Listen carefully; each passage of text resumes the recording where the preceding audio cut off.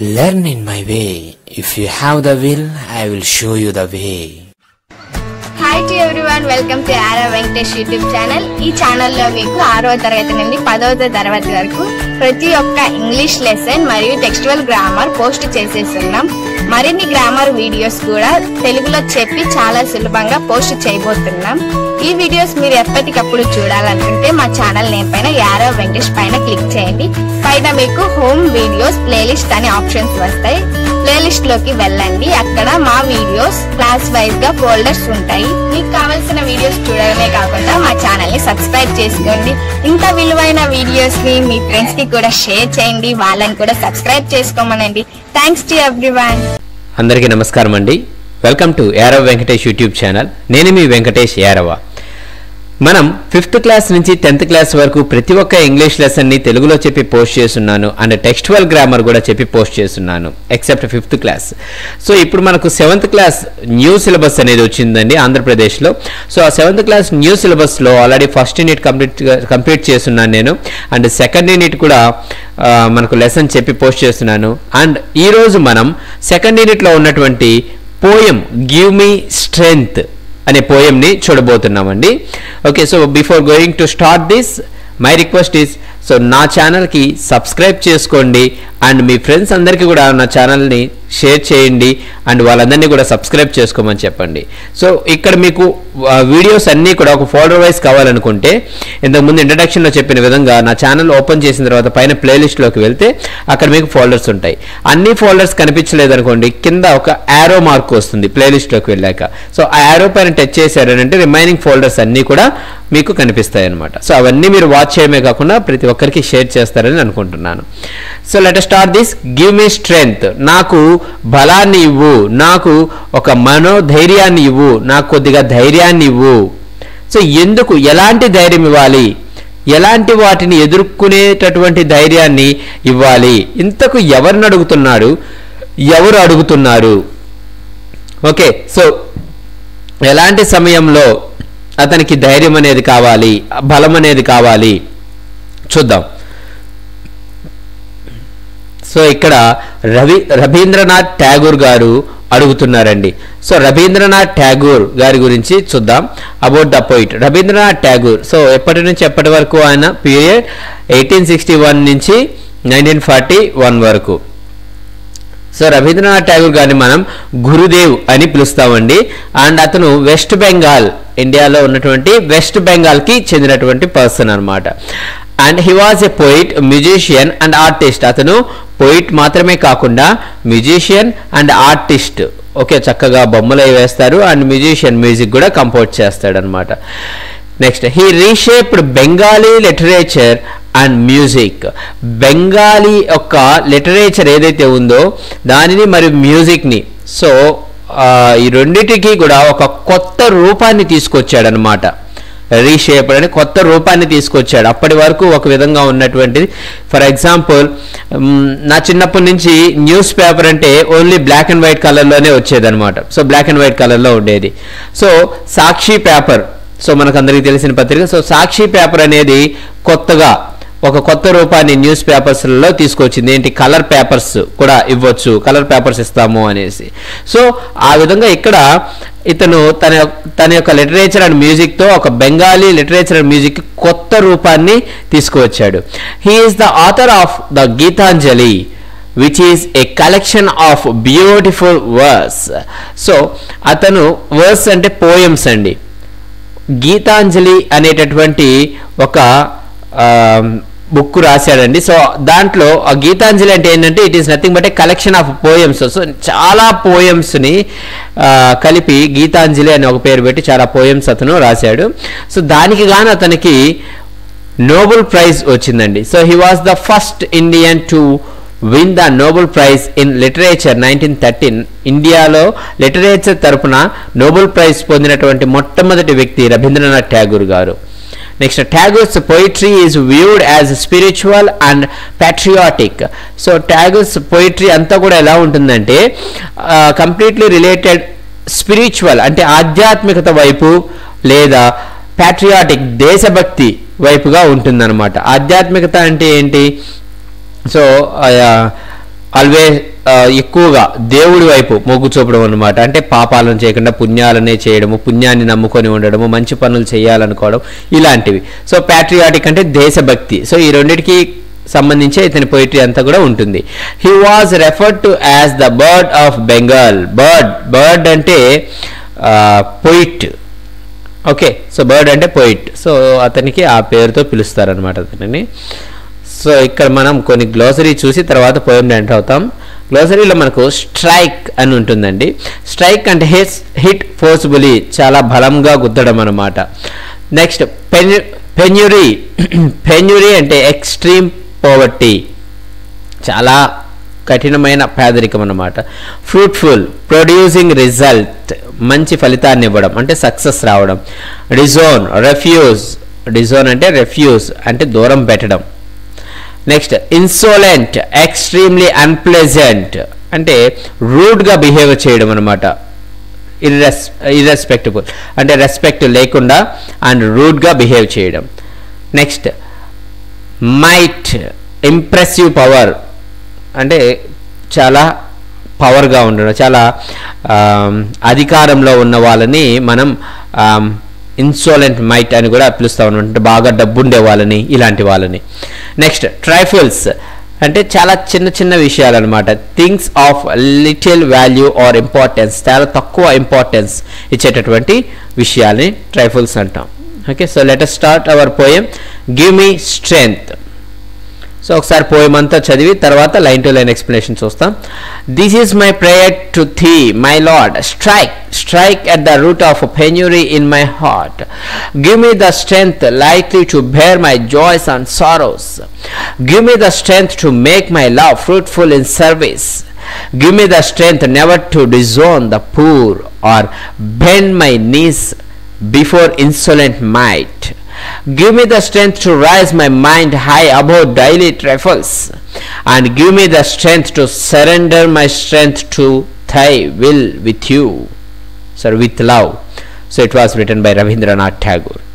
Okay, so ఇక్కడ మనకు first line చూడండి. This is my prayer to thee అంటే ఏంటి? యు.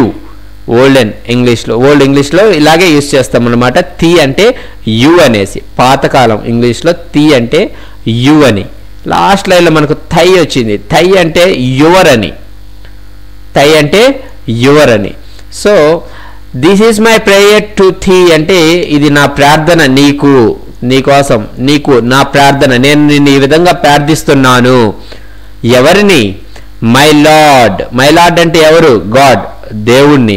సో ఓ దేవుడా, ఇది నా ప్రార్థన నీకు అని దేవుణ్ణి ప్రార్థిస్తున్నాడు. ఏం ప్రార్థిస్తున్నాడు చూద్దాం. Strike at the root of penury in my heart.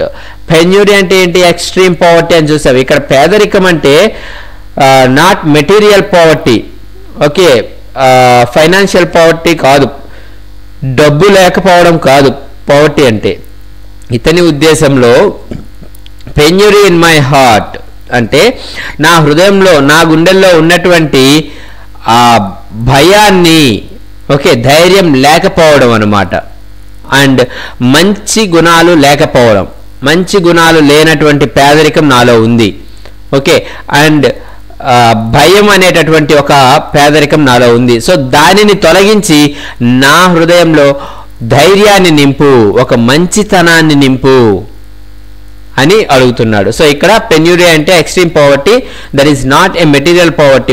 Material poverty అంటే ఏంటి? మనకు అవసరమైనటివి లేకపోవడం, పేదరికం, డబ్బు లేకపోవడం. డబ్బు, ఇల్లు, ఉండడానికి ఇల్లు, అండ్ కట్టుకోవడానికి బట్ట, తినడానికి తిండి, ఇవన్నీ లేకపోతే దాన్ని పేదరికం అంటారు కదా. సో ఇక్కడ అలాంటి పేదరికం గురించి మాట్లాడడం లేదు. ఇక్కడ ఎలాంటి పేదరికం గురించి మాట్లాడుతున్నాడు? నా గుండెల్లో ఉన్నటువంటి, నా హృదయంలో ఉన్నటువంటి ఆ భయాన్ని నువ్వు స్ట్రైక్ ఎట్ ద రూట్, వేళ్లతో సహా పెకిలించి వేసేయి, వేళ్లతో సహా తీసివేసేయి. ఓకే, అంటే ఒక్క రవ్వ కూడా, కొంచెం కూడా నాలో భయం అనేది లేకుండా మొత్తం తీసివేసేయి. కొంచెం కూడా నాలో చెడు లక్షణాలు అనేవి లేకుండా మొత్తం తీసేసేయి అని చెప్తున్నాడు దేవుణ్ణి. Next, give me the strength lightly to bear my joys and sorrows. So నాకు బలాన్ని ఇవ్వు, నాకు ఒక ధైర్యాన్ని ఇవ్వు. దేనికి? ఎందుకంటే నా జీవితంలో వచ్చేటటువంటి జాయ్స్, హ్యాపీనెస్, సంతోషకరమైనటువంటి సన్నివేశాలు కావచ్చు అండ్ సారోస్, బాధల్ని కావచ్చు. సో సంతోషాలని బాధలని ఎదుర్కొనేటటువంటి, భరించగలిగేటటువంటి, టు బేర్, ఓకే, భరించగలిగేటటువంటి స్ట్రెంత్ నాకు ఇవ్వు. ఎలా భరించడం? చాలా లైక్లీ టు బేర్, చాలా చిన్నవిగా చూసే విధంగా. ఓకే, మనకు కష్టం వచ్చిందంటే మా నాన్న ఎంత కష్టం వచ్చేసిందో, ఎలా చేయాలి, నేను ఏం చేయాలా అని ఇలా భయపడిపోతుంటాం కదా. సో ఏదైనా బాధ వచ్చినప్పుడు, అలా కాకుండా సంతోషం వచ్చినప్పుడు ఏం చేస్తాం? పొంగిపోతుంటాం. సో సంతోషం వచ్చినప్పుడు పొంగిపోకుండా, దుఃఖం వచ్చినప్పుడు కుంగిపోకుండా ఉండేటటువంటి స్ట్రెంగ్త్ని, సో ఏది వచ్చినా కూడా అంటే జాయ్, హ్యాపీనెస్ వచ్చినా సాడ్నెస్ వచ్చినా కూడా దాన్ని ఈక్వల్ వేవ్ లెంత్, అంటే ఒకే వేవ్ లెంత్లో ఒకే విధంగా చాలా చిన్నదిగా నేను భరించేలాగా, దానిని చాలా చిన్నదిగా ట్రీట్ చేసేలాగా, దాన్ని భరించేటటువంటి శక్తిని నాకు ఇవ్వు అంటున్నాడు. ఓకే, సో ఆనందం వచ్చినప్పుడు ఎక్కువగా ఆనందపడిపోకుండా ఓకే ఇది చాలా ఓకే నార్మల్గా ట్రీట్ చేయాలన్నమాట దానిని కూడా. అలాగే బాధ వచ్చినప్పుడు కూడా నువ్వు ఏదో బాధపడిపోయి అలాగే డిప్రెషన్లోకి వెళ్ళిపోయి డిసప్పాయింట్మెంట్ అయిపోయి, సో అలాగే నువ్వు బాధలో ఉండిపోయి ఇంకా నెక్స్ట్ ఫ్యూచర్ మీద ఫోకస్ చేయకుండా ఉన్నావు అనుకో, ఏమవుతుంది? సో అక్కడే ఆగిపోతావు అనమాట. సో అలా కాకుండా బాధలు వచ్చినా ఆనందం వచ్చినా వాటిని నేను చాలా లైట్గా తీసుకునే విధంగా, వాటిని నేను భరించగలిగేటటువంటి శక్తిని నాకు ఇవ్వు అంటున్నాడు. Next, give me the strength to make my love fruitful in service. So as a human being I would like to serve to the people. So ప్రజలకి నేను సేవ చేయాలనుకుంటున్నాను. ఓకే, ప్రేమతో, my love fruitful in service. So ప్రేమతో నేను ప్రజలకి సేవ చేయాలనుకుంటున్నాను. అది ఫ్రూట్ఫుల్ అంటే రిజల్ట్, ప్రొడ్యూసింగ్ రిజల్ట్, ఫ్రూట్ఫుల్ అంటే. సో నేను చేయాలనుకున్నటువంటి ఈ సేవ సక్సెస్ అయ్యే విధంగా, దానిని సక్సెస్ఫుల్గా నడిపించే విధంగా నాకు బలాన్నివ్వు. అంటే ప్రజలకు సేవ చేసేటటువంటి ధైర్యాన్ని నాకు ప్రసాదించు. ఓకే, నేను ప్రజలకు సేవ చేయాలనుకుంటున్నాను. ఓకే, ఎలా? చాలా ప్రేమతో. ఓకే, సో ఆ సేవ అనేది చక్కటి రిజల్ట్స్ ఇచ్చేటట్టు, చక్కటి ఫలితం ఇచ్చేటట్టు. అంటే ఏంటి? మంచి రిజల్ట్ రావడం అంటే సక్సెస్ అవడమే కదా. సో ఆ సేవ అనేది సక్సెస్ అయ్యే విధంగా నాకు బలాన్ని ప్రసాదించు, ధైర్యాన్ని ప్రసాదించు, ధైర్యాన్ని ఇవ్వు అని దేవుణ్ణి కోరుతున్నాడు. Next, give me the strength never to disown the poor. So నాకు ఇంకా ఎలాంటి మనోధైర్యం కావాలంటే, ఇక్కడ ధైర్యం అంటే స్ట్రెంగ్త్ అంటే మనోధైర్యం అనమాట. ఓకే, కాన్ఫిడెన్స్, ఓకే, కమిట్మెంట్ కావచ్చు, కాన్ఫిడెన్స్ కావచ్చు, ఇలాంటివి నాకు ప్రసాదించు అంటున్నాడు. సో నాకు ఒక ధైర్యాన్ని ప్రసాదించు. ఎలాంటిదంటే never to disown the poor. Disown means refuse, అంటే పేదవాళ్ళని దూరం పెట్టేటటువంటి విషయంలో నన్ను అలా జరగనీయకుండా నెవర్ టు డిజోన్ అన్నాడు. అంటే పేదవాళ్ళని రెఫ్యూజ్ చెయ్యకుండా ఉండేటటువంటి బలాన్ని నాకు ఇవ్వు. అంటే పేదలందరినీ నేను దగ్గర తీసుకునేటటువంటి ధైర్యాన్ని నాకు ప్రసాదించు. ప్రతి ఒక్క పేదవాడికి సేవ చేసుకునేటటువంటి ధైర్యాన్ని నాకు ప్రసాదించు. పేదలందరినీ నేను సమాన భావంతో చూసేటటువంటి ధైర్యాన్ని నాకు ప్రసాదించు. ఓకే, అండ్ ప్రతి ఒక్క నన్ను కూడా వాళ్ళలో ఒకరిగా కలిసిపోయేలా విధంగా నాలో ధైర్యాన్ని నువ్వు నింపు అని ఆ దేవుని ప్రార్థిస్తున్నాడు. సో అలా కాకుండా give me the strength never to bend my knees before insolent might.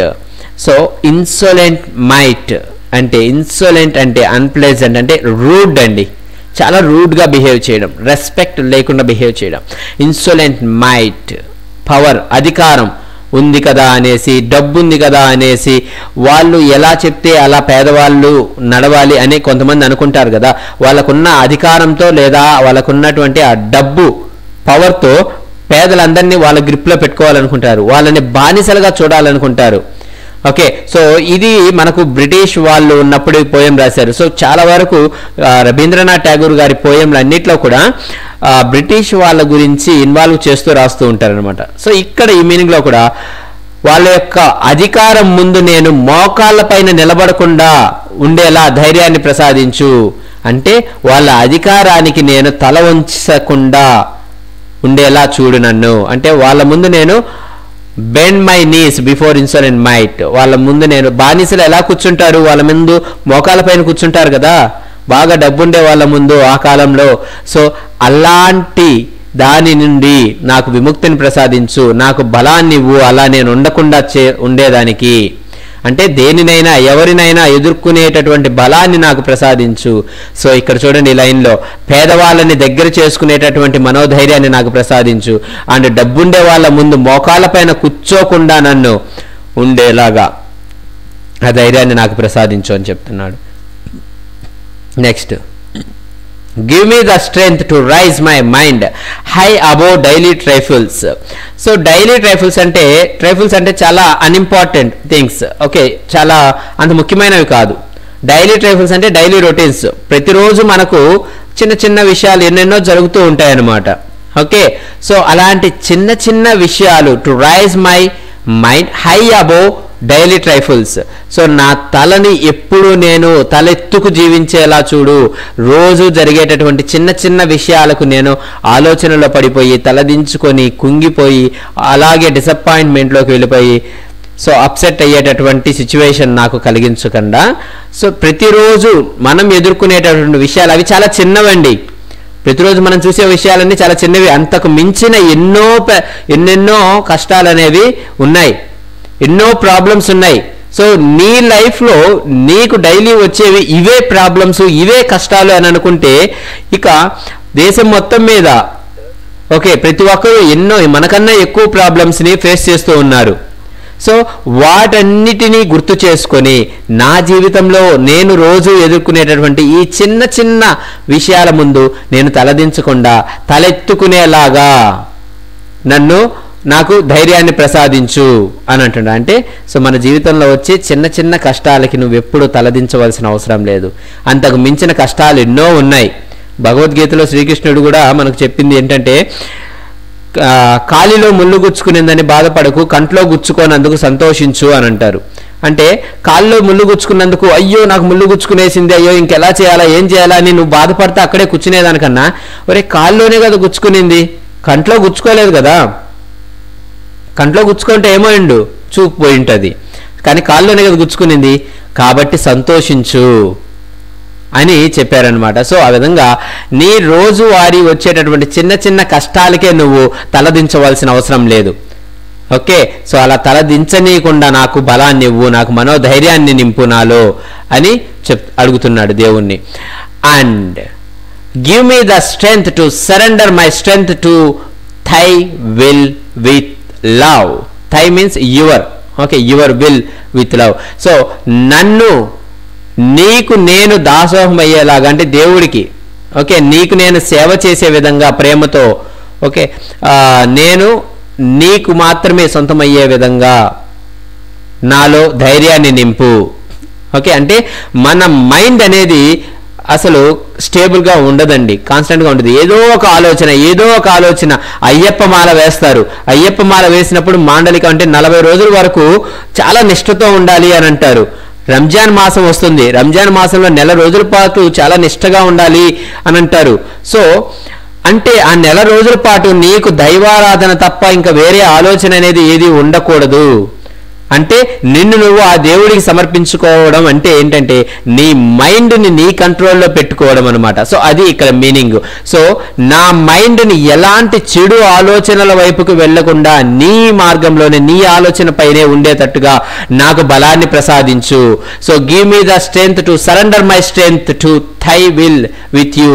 So నీకు నేను నా ధైర్యాన్ని అంతా కూడా, నా ఆలోచనలన్నింటినీ కూడా నీ వైపు ఉండేలాగా నాకు బలాన్ని ప్రసాదించు, నాకు ధైర్యాన్ని ప్రసాదించు అంటున్నారు. అంటే నా మైండ్ ఎప్పుడే కానీ డైవర్ట్ కాకుండా చెడు ఆలోచనల వైపు నన్ను రక్షించు, నాకు ధైర్యాన్ని ఇవ్వు అని అడుగుతున్నాడు. Okay, so this is the poem give me strength. So ఒకసారి బ్రీఫ్గా చూద్దాం. This is my prayer to thee, my Lord, strike at the root of penury in my heart. So ఇది నా ప్రార్థన, దేవుడా నీ కోసం నేను ప్రార్థిస్తున్నాను. ఏమని? నా హృదయంలో దాగి ఉన్నటువంటి ఆ పేదరికాన్ని. ఎలాంటి పేదరికం అంటే భయం, ధైర్యం చాలకపోవడం. సో అలాంటి భయాన్ని చెడు ఆలోచనలని నా హృదయంలో నుంచి తీసివేసేయి. సో అలాంటి పేదరికాన్ని నా హృదయంలో నుంచి, నా మైండ్లో నుంచి తీసివేసి, నా హార్ట్లో నుంచి తీసివేసేయి. అండ్ నా జీవితంలో సంతోషం వచ్చినా బాధ వచ్చినా వాటిని చాలా లైట్గా తీసుకునే విధంగా, భరించగలిగే విధంగా నాకు ధైర్యాన్ని నింపు. And my love fruitful in services. So నేను పేదలకి, ప్రతి ఒక్కరికి సేవ చేయాలనుకుంటున్నాను. ఆ సేవ అనేది చాలా ప్రేమతో చేయాలనుకుంటున్నాను. అలాంటి సేవ సక్సెస్ అయ్యే విధంగా, మంచి రిజల్ట్, మంచి ఫలితం వచ్చే విధంగా నాకు ధైర్యాన్ని ప్రసాదించు. అండ్ పేదవాళ్ళందరినీ దగ్గర చేసుకునేటటువంటి ధైర్యాన్ని ప్రసాదించు. అండ్ డబ్బుండే వాళ్ళు లేదా అధికారంలో ఉండే వాళ్ళ ముందు నేను మోకాళ్ళ పైన నిల్చునేటటువంటి పరిస్థితి రాకుండా చూడు. నాకు వాళ్ళని కూడా ఎదిరించేటటువంటి ధైర్యాన్ని ఇవ్వు. అండ్ నాకు రోజు ఎదురయ్యేటటువంటి సమస్యలు ఏవైతే ఉన్నాయో వాటికి, చిన్న చిన్న సమస్యలు అన్నిటికీ కూడా తల దించుకోకుండా తలెత్తుకునే విధంగా నాలో ధైర్యాన్ని నింపు. అంటే భయపడకుండా, వాటిని చూసి నేను భయపడకుండా ముందుకు వెళ్ళేటటువంటి ధైర్యాన్ని నాకు ఇవ్వు. అండ్ నా మైండ్ అనేది నీకు మాత్రమే నేను డెడికేట్ చేస్తున్నాను. సో నీ పట్ల మాత్రమే నేను డెడికేట్ చేస్తూ ఉన్నాను. కాబట్టి నా ఆలోచనలని డైవర్ట్ చేయకుండా ఒకే విధంగా ఉండేలాగా సో నువ్వు చూడు అని చెప్తున్నాడు అనమాట. ప్రేమతో నేను నా మైండ్, అంటే ప్రతి ఒక్కరికి నేను ప్రేమను పంచాలి, ప్రతి ఒక్కరికి నేను సర్వ్ చేయాలి అన్న ఆలోచనలే నా మైండ్లో ఉండాలి. అంతేగాని వేరే ఎలాంటి చెడు ఆలోచన నా మైండ్లోకి రాకుండా అలాంటి ధైర్యాన్ని, మనోధైర్యాన్ని, అలాంటి బలాన్ని నాకు ప్రసాదించు దేవుడా, నాకు ఇవ్వు దేవుడా అని రవీంద్రనాథ్ ఠాగూర్ గారు దేవుణ్ణి కోరుతున్నాడు అనమాట. Okay, so this is the poem give me strength. So ఈ పోయం మీకు అర్థమైంది అనుకుంటాను. ఓకే, సో ఇంత కష్టపడి చెప్పినందుకు నేను మిమ్మల్ని రిక్వెస్ట్ చేసేది ఒకటేనండి. కింద నా ఛానల్, ఇప్పుడు వీడియో కింద సబ్స్క్రైబ్ అనే బటన్ కనిపిస్తుంది కదా, దానిపైన టచ్ చేయండి. అండ్ నా వీడియోస్ మీకు నచ్చుతున్నట్లయితే మీ ఫ్రెండ్స్ అందరికీ కూడా నా వీడియోస్ని షేర్ చేయండి, వాళ్ళని కూడా సబ్స్క్రైబ్ చేసుకోమని చెప్పండి. ఓకే, సో లెసన్సే కాకుండా టెక్స్చువల్ గ్రామర్ కూడా అన్ని క్లాసులు చెప్పి పోస్ట్ చేస్తున్నానండి. నేను ప్లేలిస్ట్లోకి వెళ్ళారంటే మీకు అన్ని ఆప్షన్స్ కనిపిస్తాయి. అంతేకాకుండా గ్రామర్ క్లాసెస్ కూడా స్టార్ట్ చేస్తున్నానండి. సో ఆ లైవ్ గ్రామర్ క్లాసెస్ అనేవి మీకు కావాలనుకుంటే నేను కింద డిస్క్రిప్షన్లో నా మొబైల్ నెంబర్ ఇస్తాను. వాట్సాప్ ద్వారా మెసేజ్ చేయండి, లేదా టెలిగ్రామ్ యాప్ ద్వారా కూడా మెసేజ్ చేయండి. లైవ్ గ్రామర్ క్లాసెస్ అనేవి నేను మీకు అందిస్తాను. ఓకే, సో అది చాలా తక్కువ ఫీజుతోనే మీకు అందించబోతున్నానండి. ఆల్రెడీ కొన్ని వీడియోస్ కూడా వాటి గురించి పోస్ట్ చేస్తున్నాను.